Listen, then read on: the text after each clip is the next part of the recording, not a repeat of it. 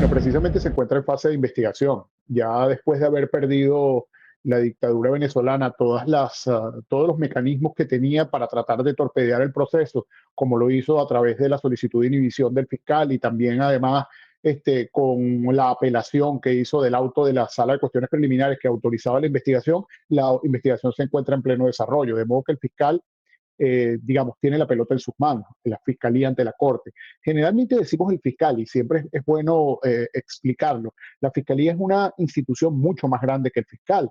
Por supuesto, la palabra final la tiene el fiscal y es quien da la cara, pero es una estructura muy grande que está compuesta por investigadores, por fiscales auxiliares, bueno, intérpretes. Hay una gran cantidad hay forenses, hay de todo.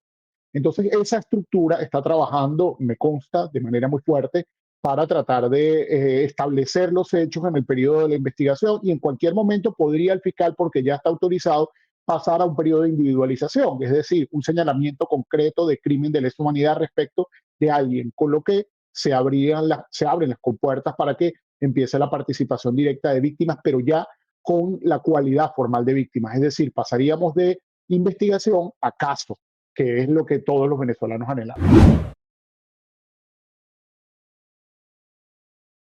Mira, es sumamente complejo porque no solo sufren los desafíos propios del exilio que tiene cualquier persona que ha sido extrañada, expatriada, los que han sido presos políticos o víctimas de persecución, prácticamente queda en una situación de apatridia. Y cuando digo apatridia es que no tienen posibilidad de sacar un documento, no tienen un consulado, un servicio diplomático que les proteja, sino por el contrario, son objeto de persecución permanente.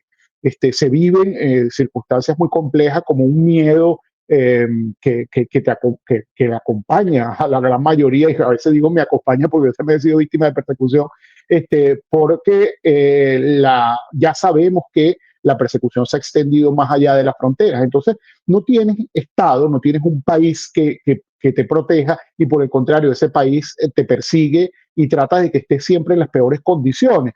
Además de eso, hay una cantidad de secuelas físicas, familiares, psicológicas, cosas que tienen que ver con la pérdida de la seguridad de los bienes, el temor por la persecución a la familia. Es decir, es inconmensurable, es un daño al proyecto de vida absoluto. Lo que se está viviendo en Venezuela es que el régimen no solo deja de perseguirte con la excarcelación, no hay una libertad plena más nunca. Además de la incertidumbre que tienes de no saber cuándo puedes volver, que en definitiva yo creo que es uno de los anhelos más grandes que tienen todos los venezolanos que estamos en el exilio, querer volver al país y retomar o tratar de hacer algo para restablecer los derechos, la democracia, un proyecto de vida normal como se había tenido planificado. Así que las secuelas son inconmensurables y hay una cantidad de daño que algún día va a tener que ser reparado, porque precisamente uno de los estándares internacionales en materia de derechos humanos es que el Estado repare el daño causado.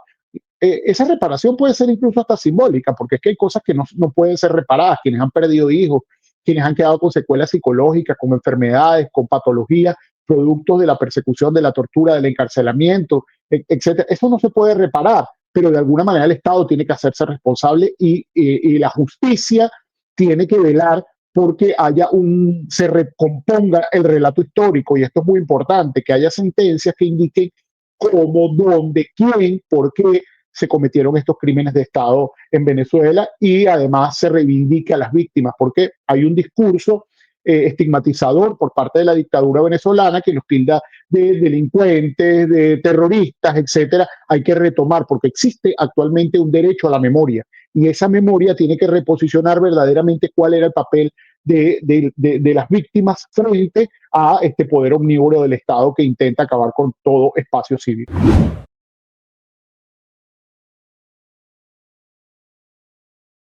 Mira, hay gente que no ha tenido casi ninguna asistencia en mis años atendiendo víctimas, sobre todo en Colombia. La capacidad de reponerse de la gente era con su propio esfuerzo. Muchas personas ni siquiera se veían como víctimas, y esto es muy importante decirlo. Después que lograba yo como acceder y conversábamos sobre una cantidad de temas, es que de repente caían en cuenta y dicen, oye, realmente soy víctima de esto y tengo una afectación, hay una afectación real. En principio, el día a día, tratar de salir, sobrevivir, volver a reconstruir, a veces no te permite detenerte en eso. Sí hay organizaciones que han generado algunos apoyos y que han permitido que las personas accedan a apoyo psicológico, apoyo para obtener documentación. Hay estados que han abierto las puertas para que obtengan documentación y puedan tratar de reiniciar su proyecto de vida, pero en general es una situación bastante difícil, donde se pasa por un periodo de precariedad, de incertidumbre institucional, de desarraigo, incluso he visto procesos depresivos, de mucha rabia, de mucha, de no entender el por qué estás en esa situación, etcétera. Y luego, bueno, vienen otros periodos ya de reflexión, de más calma, pero esa situación siempre está allí, sobre todo para quienes han sido víctimas de encarcelamiento y de tortura. Hay una situación, yo he conversado con víctimas que han tenido dificultades permanentes, por ejemplo, para conciliar el sueño, para concentrarse, para tener un trabajo que requiera desconectarse de la situación venezolana. Es un verdadero calvario lo que vive. El daño todavía no se ha relatado suficientemente, el daño que ha generado el régimen venezolano a la masa que ha tenido que salir por razones de persecución, encarcelamiento, tortura, o las personas que por tratando de buscar mejores horizontes han tenido que salir obligadamente del país. Incluso hay un temor permanente por quienes se quedaron y hay un dolor país por quienes se quedaron y por todo lo que la gente deja atrás cuando sale y deja de ser, porque dejas de ser todo lo que había forjado dentro de tu país, y eso es una de las vivencias, ese desarraigo más fuerte que puede vivir cualquier persona, y sobre todo en un país donde no hay una guerra. Hay una guerra del régimen, de la dictadura, del poder contra la sociedad, pero no hay una guerra declarada, y eso lo hemos visto en procesos, históricamente se ha visto en procesos de guerras civiles. Por ejemplo, la ley de memoria española es extraordinaria porque trata de recomponer la sociedad a partir de una guerra civil, pero en Venezuela no hemos tenido una guerra civil. O países que, bueno, han sufrido grandes desastres naturales. No tenemos ni un desastre natural, ni tenemos una guerra civil, pero tenemos un desarraigo y tenemos una gran cantidad de víctimas, como si hubiese ocurrido eso, o peor aún, inclusive en peores condiciones. Así que por eso es que es una crisis multidimensional, y es totalmente un caso de análisis y de estudio que dará mucho, por décadas habrá mucho que escribir y analizar del caso de Venezuela.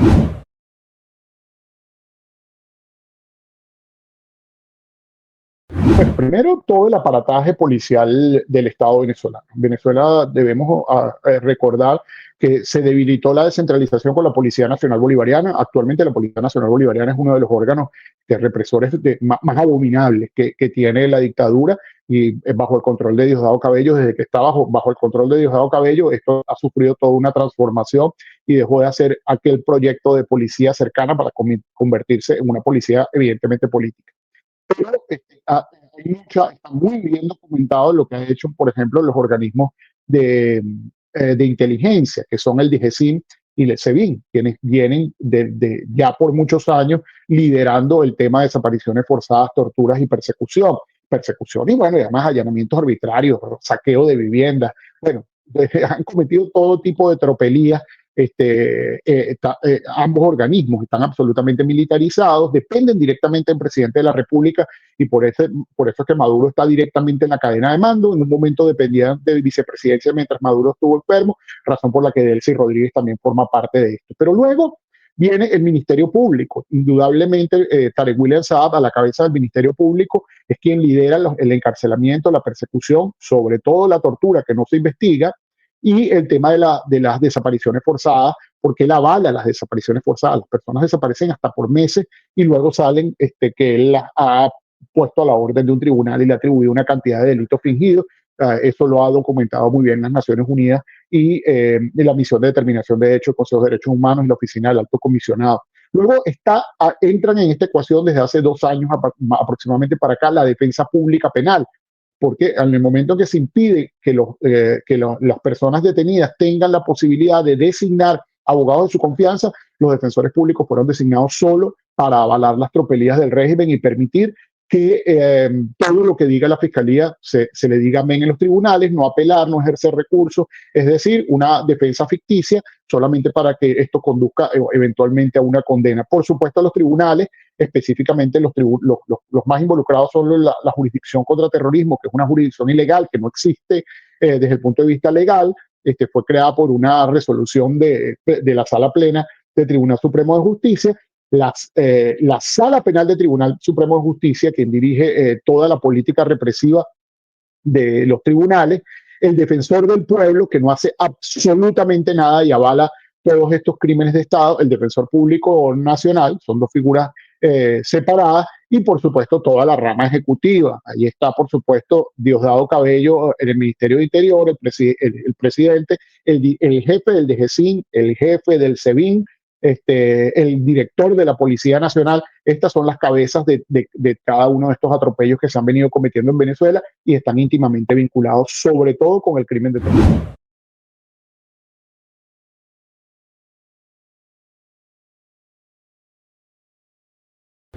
Bueno, porque esto es muy importante que puntualizar esto, y sobre todo porque luego de que el improvisado fiscal que está en Venezuela, y digo improvisado porque no es penalista, no tiene nada que ver, nunca ha estado vinculado con el área académica, ha dicho públicamente que la desaparición forzada es cuando la persona no aparece más nunca y termina en un asesinato, y esto no es así.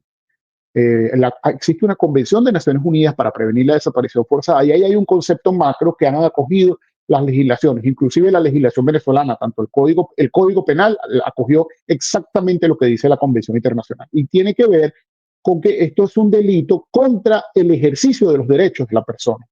La desaparición forzada se materializa cuando una persona es llevada por un organismo de seguridad de Estado, pero también por civiles que actúan bajo aquiescencia del Estado. Es decir, si a ti te lleva un colectivo o una banda o una organización criminal, como hemos visto, por ejemplo, el M-19 ha secuestrado personas y las entrega al DGCIN, esa persona está en desaparición forzada. Y hay seguido de esta detención arbitraria, hay una negativa de aceptar que el Estado tiene el control de la persona, tiene bajo su control a la persona. Esa negativa, por ejemplo, el caso Perkin Rocha, o muchísimos casos, donde dicen, yo no lo tengo, ningún organismo lo tiene, todo el mundo niega tenerlo, y entonces ahí hay un impedimento del ejercicio de los derechos, porque esa persona no puede designar abogados, no tiene acceso a pruebas, no está frente a un juez de control, como dice el artículo 44 de la Constitución, donde se pueda defender, pueda explicar sus argumentos. Es decir, tiene un impedimento absoluto del ejercicio de sus derechos a reponer la libertad y la seguridad personal.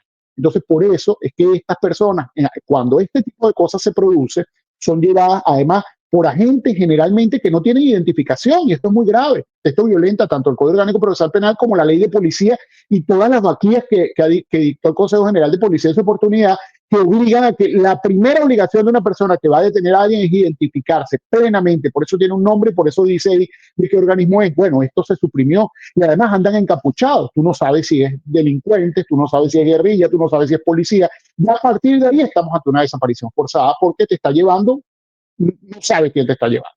Además, los vehículos tampoco están identificados. Entonces, ese es el impedimento del ejercicio de todos esos derechos, independientemente que luego a los días aparezcas en un tribunal, etcétera. Es una materialidad del delito de desaparición forzada que está en el Código Penal venezolano, que la pena es altísima. Existen los funcionarios que cometen esto. Yo lo decía en clase siempre cuando, en mis años de fiscal, que me tocaba conversar sobre estos temas frente a funcionarios públicos, que es más grave que el delito de homicidio. O sea, el delito de homicidio simple tiene 12 a 18 años, la desaparición forzada tiene hasta 25 años. Esto es mucho más grave y además no prescribe. Así que, en definitiva, quienes han cometido desaparición forzada, que además están identificados porque luego aparecen actas policiales, luego sale el fiscal avalando, luego sale el juez, etcétera, toda esta cadena, e incluso quienes teniendo conocimiento de ello no lo denuncian, se hacen copartícipes del delito, al igual que la ley contra la tortura, tratos crueles, inhumanos y degradantes. Quienes tienen conocimiento de ello y son funcionarios públicos y no lo denuncian, se hacen copartícipes del delito. Así que por eso es que es tan importante ponerle a esto su nombre. Es una detención arbitraria con un impedimento del ejercicio de los derechos y una negativa del Estado de decir que tiene la persona y dónde la tiene y por qué. Eso es muy importante. Eso es una desaparición forzada y eso es lo que ha venido se ha normalizado en Venezuela por parte de los organismos de seguridad de Estado y sobre todo por el fiscal general Tarek William Saab, que es quien encabeza la política pública de desaparición forzada en Venezuela.